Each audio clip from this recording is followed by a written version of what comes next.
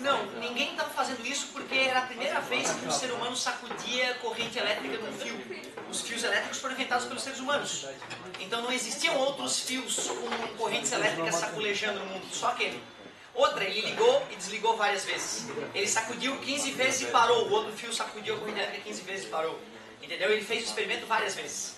Então ele fez uma luz piscar do outro lado do mundo por um comando a controle remoto do outro lado do Oceano Atlântico. Ele apertava um botão, certo? E fazia uma luz piscar no equipamento dele.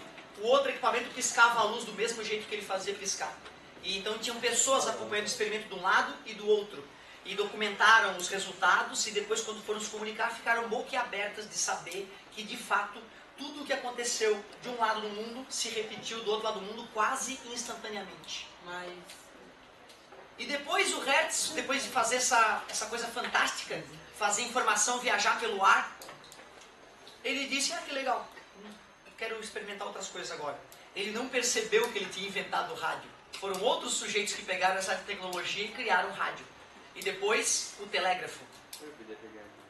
Exatamente, ele ganhou, mas de outras formas. Os caras que ficaram mais poderosos foram os caras que acabaram usando a radiodifusão para, né, tecnologia da informação. Galera, mas assim, ó, isso, cara, tem tanta coisa para te falar de ótica física que, meu Deus, tu tá até enjoado. Eu só dei uma palhinha rápida para tu começar a vislumbrar o que é campo elétrico, o que é campo magnético e entender um pouquinho do eletromagnetismo, que é mágico. Ótica geométrica, quero bater um papo com vocês sobre isso. Luz. 3 princípios da ótica geométrica norteiam. Princípios da ótica geométrica. Tem 3 princípios que explicam muitas coisas que nós enxergamos na vida. Os princípios são: a luz anda em linha reta. Me prova.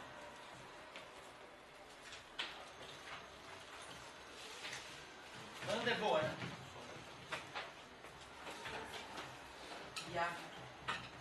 Me prova que a luz anda em linha reta. Um fenômeno do dia a dia que garante que a luz anda em linha reta. Perfeito. A sombra dos objetos mantém o formato do objeto. Isso só pode ser explicado pelo fato de tu considerar que a luz anda em linha reta. Se a luz fizesse curva, a sombra da minha mão não teria o formato da minha mão. Honesto? Quem já foi para uma festa que tinha gelo seco, né? Aquela fumacinha no ar e tinha um laserzinho ligado, viu que a luz anda em linha reta. Concorda comigo? Tranquilo? Por que a luz azul não é maior que a gente? Depende, pode ser muito menor. Perto do meio-dia era muito menor. Concorda comigo? Ao meio-dia, uma sombrinha de nada. Final de tarde, justamente porque a luz anda em linha reta. Como a luz anda em linha reta, se ela chega bem inclinada em relação ao teu corpo, paralela em relação ao teu corpo, a sombra é pequena. Se ela chega bem inclinada em relação ao corpo, a sombra é grande. O tamanho da sombra também varia porque a luz anda em linha reta. Outro princípio da ótica geométrica. Os raios de luz são independentes. Os raios de luz são independentes. O que significa isso? Primeiro, de cada um de vocês, aliás, de cada manchinha na pele de vocês, de cada parte manchadinha da roupa de vocês, quantos raios de luz saem daqui? Quantos raios de luz tu acha que saem dessa mancha que vocês veem? Diz um número. 1000. É muito pouco. Porque observem, cara, vocês estão enxergando isso aqui? Sim. Quer dizer que a luz vem das lâmpadas, bate nessa mancha e se reflete pro teu olho, pro teu olho, pro teu olho, pro teu olho. E a luz penetra na tua pupila, né? Que é essa manchinha aparentemente preta do teu olho, que na verdade é um buraquinho transparente para a câmara escura que é o teu olho. Caramba, fecha um dos teus olhos, tu consegue enxergar essa mancha? Sim. Quer dizer que tem luz entrando pelo buraquinho de um dos olhos, né? Abre o outro e fecha o outro, tu continua enxergando? Sim. Pô, então tem raio de luz entrando numa pupila e na outra, né? Mexe o teu rosto um pouquinho de posição. Tu continua enxergando? Sim. Caramba, em cada nova posição do teu rosto tem raios entrando nessa nova posição. E acontece com todos vocês? Sim. Caramba, quantos raios saem daqui? Bilhões. Zilhões, infinitos é um bom número. Infinitos é um bom número, não é uma piada. É um fato. É só tu filosofar um pouquinho. Será que tem algum lugar da sala que tu se colocaria que não daria para ver a mancha? se tu não estivesse atrás de alguém? Não. Não, né? Quer dizer que eu tô vendo, cara, tem luz vindo pro meu olho. Caramba, então são luz, são partículas, alguma coisa bizarra bate ali e espirra pra tudo que é lado. Aceitável? Sim. Honesto, né? Quando eu olho essa galera daqui, tem luz vindo de vocês pro meu olho, né? Se eu não tô aqui, eu tenho que entender que aquela luz vai pra lá, né? Tanto que se alguém estivesse lá, enxergaria eles, não é? Sim. Caramba, tem luz vindo dessa região indo pra lá. Quando eu estou olhando vocês, tem luz vindo de vocês vindo pra cá, né? Caramba, essa luz que vem de vocês pro meu olho cruza com a luz deles que ia pra lá. Deixa eu ver se tá indo ainda. Tá indo. Caramba, se eu vejo o mundo, é a prova de que os raios de luz são independentes. Eu ia infartar. Se vocês não falam, se um de vocês não fala, são independentes, eu ia infartar. Eu ia infartar. Eu ia me sentir um bosta do professor, porque uma aula é uma merda, né? O cara não consegue entender que a luz vem daqui, passa um raiozinho pelo outro, não para nem para dar oi. E tu enxerga o mundo. Se os raios de luz oriundos dessa galera interferissem nos raios de luz oriundos dessa galera, eu ia ver um borrão, um misto dessa imagem com essa imagem. Entende o que eu digo? Sim. Cara, tu vê que legal, se tu filosofa, tu descobre que a gente enxerga os objetos porque deles partem infinitos raios de luz que andam em linha. Por isso que eu olho o objeto e pego o objeto. Meu cérebro entende que eu ando em linha reta, vou desviar, porque a luz anda em linha reta. Concordas comigo? E te provei, filosofando mais um pouquinho, que os raios de luz, quando se cruzam, não param nem para dar oi. Eles são independentes. Outra coisa legal, cara, que dá para perceber. Os raios de luz são reversíveis. Os raios de luz são reversíveis. O que eu quero te dizer com isso? Que se eu estou te olhando através de um espelho, eu teria que subir aqui, né, para poder olhar para cá assim e ver vocês através desse espelho. Se eu olhar no olho de um de vocês, vocês também estarão me vendo. Se eu olhar o teu olho refletido no espelho, eu sei que tu também está me vendo.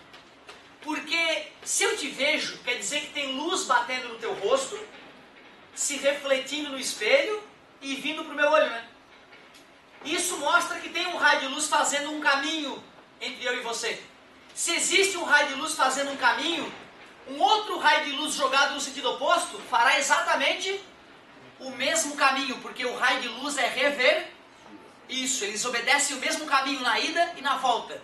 Então, se eu estou te olhando no olho, tu está me vendo também. Porque se existe luz que vai, existe luz que volta. Um dia um aluno me perguntou, professor, se o cara for cego, que ódio que me deu. Se o cara for cego, ele não vai me ver, né, cara?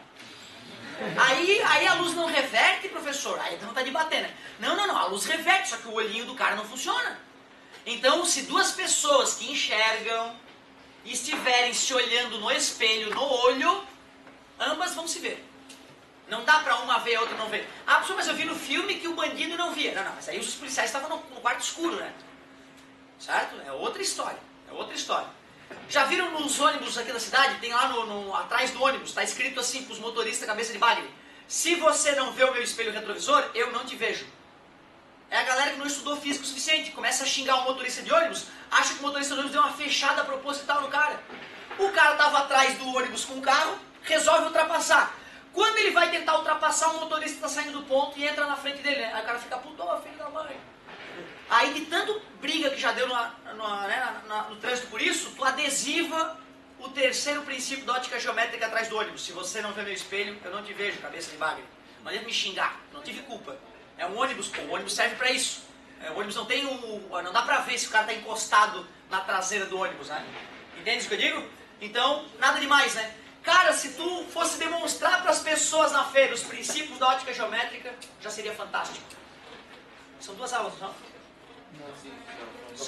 Não, tem que me engolir. E nem acabou ainda essa primeira aula, né? Acabou a biologia, tu é o último. Tá bom, foi embora. Desculpa, meu querido, fala. Se as cores são enxergadas através da luz que baixa nela, por que o telefone não? Primeiro, quem te garante que o teu vermelho é igual ao meu?